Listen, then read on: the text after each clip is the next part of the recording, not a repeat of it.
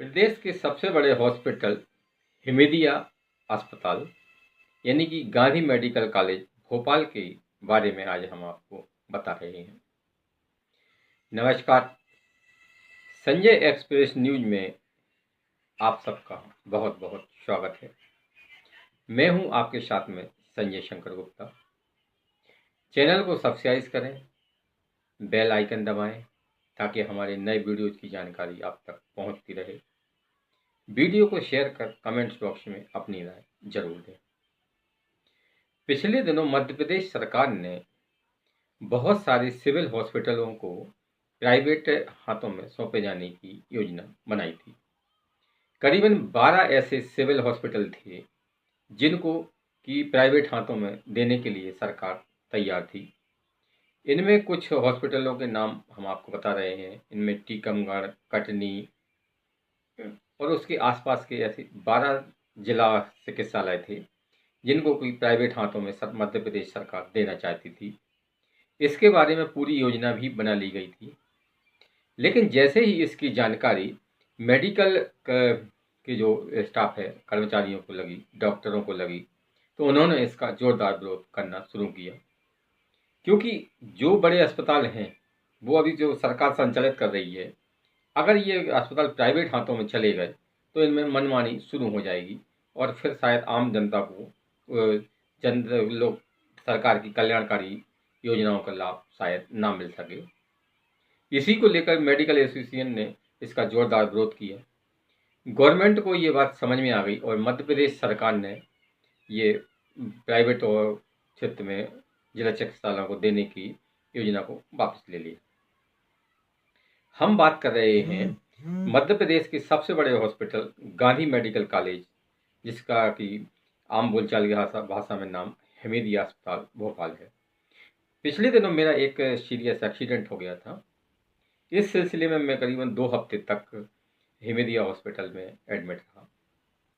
इस दौरान मैंने जो अस्पताल में देखा वो मैं आपको सच्चाई बता रहा हूँ।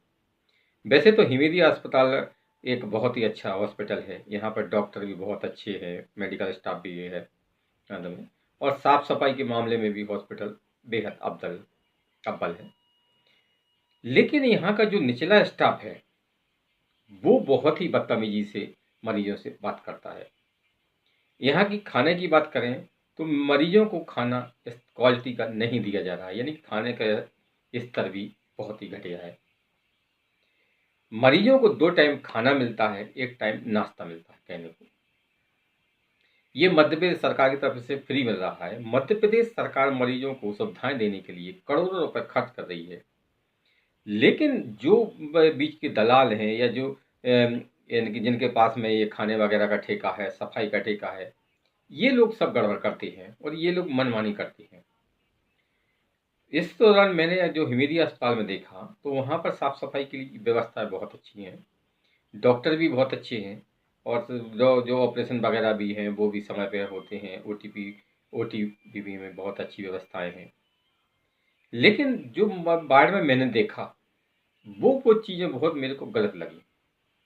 जो वार्ड में साफ सफाई की व्यवस्था है तो दिन में 2 या 3 बार पोंछा लगता है, झाड़ू लगती है, लेकिन आधी रात को सफाई करने का औचित्य क्या है, ये बात मेरे को आज तक समझ में नहीं आई।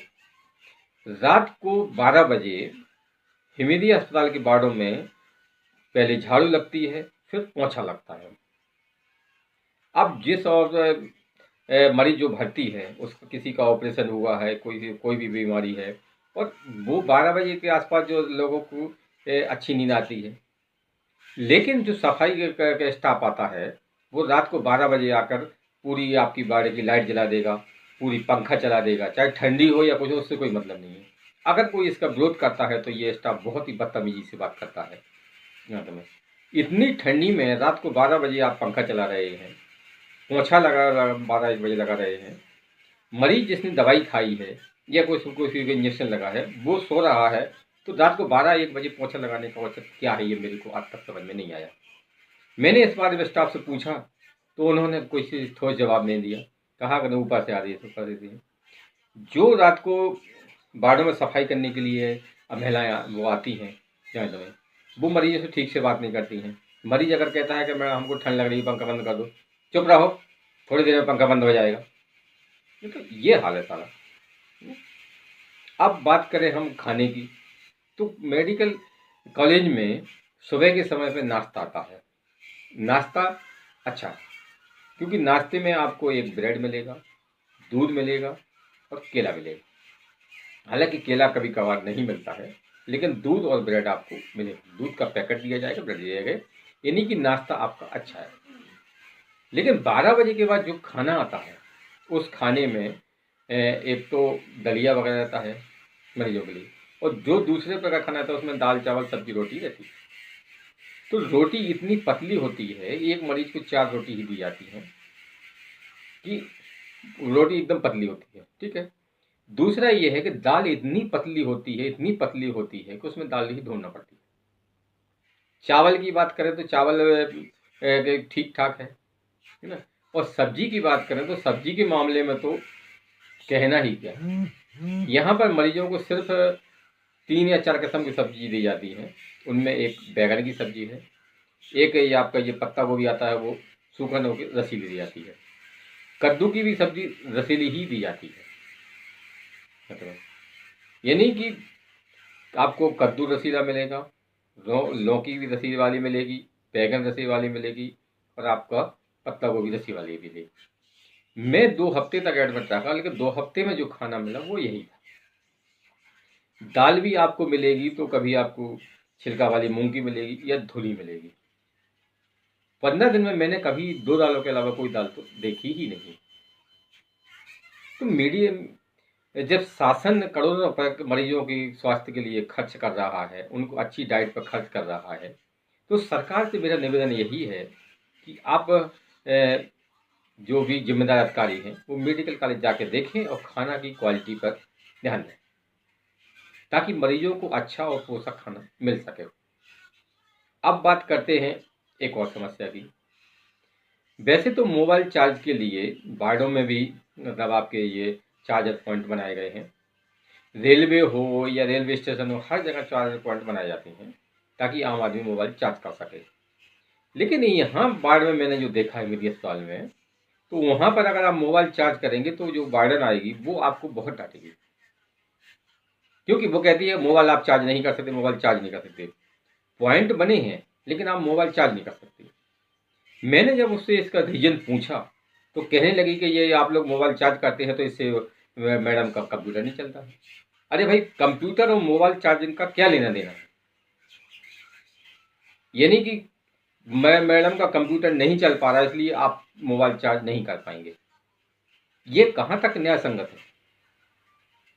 अरे भाई, कंप्यूटर में कोई प्रॉब्लम है या कंप्यूटर में आपको जैसे लाइट वगैरह कोई प्रॉब्लम आ रही है, इलेक्ट्रिसिटी की प्रॉब्लम है, तो उसको आप ये मैकेनिक बुला के, ये इलेक्ट्रिशियन बुला के उसको चेक कराइए, ना कि आप मनमानी करते हुए लोगों को मोबाइल चार्ज करने पर पाबंदी लगा देंगे। क्यों? तो मेरा कहने का मतलब ये था कि मीडियम अस्पताल अच्छा है, डॉक्टर्स अच्छे हैं, और हर चीज़ें वो काफ़ी चीज़ें समय पर मिलती हैं, लेकिन कुछ चीज़ों के मामले में यहाँ का स्टाफ बहुत ही बेवकूफ़ है। बेवकूफ़ इसलिए कह रहा हूँ कि ये स्टाफ किसी को सुनने को तैयार नहीं है, और अगर कोई कुछ कहता है तो ये बदतमीजी पर उतारू हो जाता है, और जो भी जिम्मेदार अधिकारी है, सीनियर अधिकारी हैं, वो इस पर ध्यान अवश्य देंगे।